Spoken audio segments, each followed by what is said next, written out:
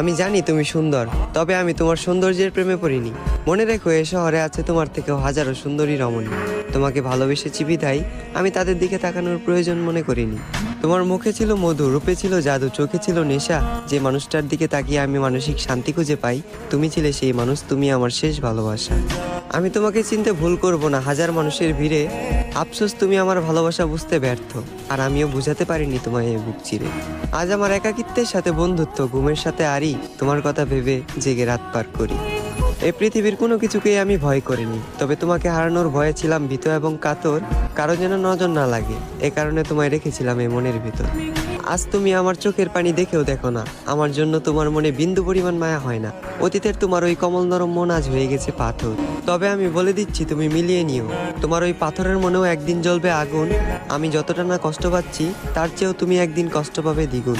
যেদিন মসজিদের মাইকে আমার নামে উচ্চারিত হবে ইন্না লিল্লাহি ওয়া ইন্না ইলাইহি রাজিউন।